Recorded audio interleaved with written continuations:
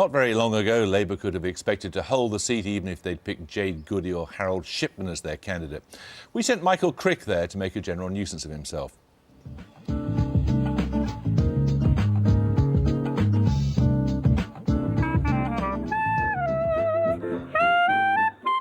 Springtime in Nantwich. By-elections are rare these days, and this is the most important since Labour came to power. A contest which may show whether Labour's days are now numbered and the Tories back in business. It's so keenly fought that when the Labour candidate spoke to the press today, one party official tried to block even the name of their Tory challenger. You don't want that shot. Michael, please. Tamsin Dunwoody is daughter of the late MP here, that battle-axe Gwyneth Dunwoody, though when the slimmer version sat in the Welsh Assembly, she preferred the double-barrelled name for some reason, Dunwoody Kneavesy. Labour hopes the shorter name will now do the trick. Are you hit you with a vengeance? I'm Gwyneth's daughter. Hello. I'll give you that and then I'll shake your hand. Nice to I just meet loved you. your mum. She used to come and buy cakes and I used to chat to her. She's really lovely. Yes. The Lib Dem leader Nick Clegg was with his female candidate in the railway town of Crewe, 4 miles east, touring the railway works there, birthplace to thousands of locos, once paradise to thousands of schoolboys. This is the first time I've been in here since about 1970, when I was a 12-year-old train spotter. But today it's not so much train numbers I'm interested in as the numbers next Thursday.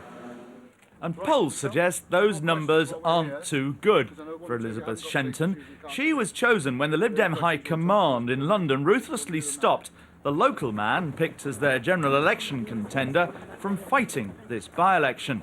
Odd, really, for a party pledged to decentralisation. Wasn't it a bit vicious of you, Mr. Clegg, to knife your previous candidate, Mr. Godwin? It's not exactly how it happened.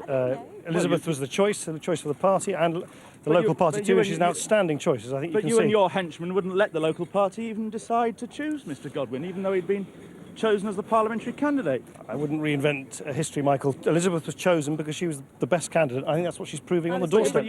Every candidate here, of course, claims they'll be independently minded, like Gwyneth Dunwoody. But she was a Eurosceptic, happy to defy the whips.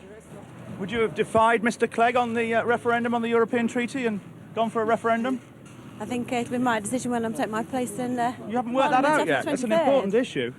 I mean, Gwyneth Dunwoody was an independent-minded sort who would have worked that out, didn't she? The Conservative and favourite to win is Edward Timpson. He's a barrister whose family owns a chain of shoe repair shops.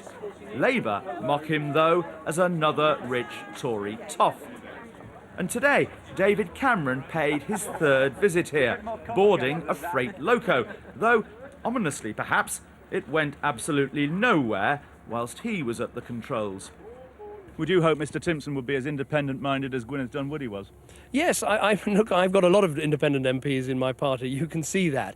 If he wins... You'd be happy for him to rebel against you then? Well, obviously, I lead my party. I like my MPs to support me. But anyone who stands for Parliament has to put their conscience first, their constituency second, and their party third. That is the way it is. That is the way I behave. That is the way others behave. Politics is a team game. You can see how my team is coming together and fighting very hard in this by-election. But in the end, the Member of Parliament must always do what is right for his or her constituents. So where might you rebel, Mr. Timpson? Grammar schools? Yeah. I don't think so. No, you won't rebel at all? Michael, you sound very independent-minded to me. No, he's doing a brilliant job. Back in Nantwich, the former Health Secretary and self-confessed class warrior Frank Dobson happily defended Labour's jibes against Timpson. Is this the way to campaign? I mean, mocking the Conservative candidate as a Tory boy. And He is, isn't he? A picture of what's described as his mansion house. Well, it's a mansion. That's a mansion. He's $1.5 million. That's nothing compared with what Tony Blair's buying. I am no longer responsible for Tony Blair, nor do I have to defend him. So Labour, politicians can't get this. He is a Tory. What, Tony Blair or No, Timpson. He is a Tory. I believe he went to Eton, didn't he? Uppingham, actually. He's a toff. He has lots and lots of money.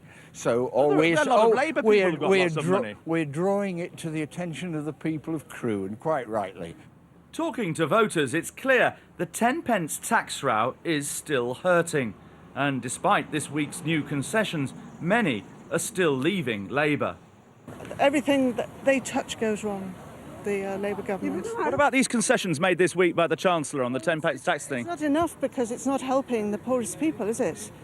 I'm going to vote Conservative for the first time for a few years. Why is that? Because I don't believe anything that Labour have said about this 10p tax. Why not Labour this time? Because I work for the NHS and I've been shocked by the waste of money in middle management. Always been a socialist. And this time? Undecided. I've always voted Labour, you know, but having said that, my name's Mary and I'm contrary, so I could change my mind between now and... Despite this week's fight back, I'll be surprised if Labour holds on to this Cheshire seat. As for the political implications of that, it depends how badly they lose. And there are 10 candidates fighting the Crewe and Nantwich by-election next week. If you missed any of the candidates in this list, you can find their names in full on the BBC website.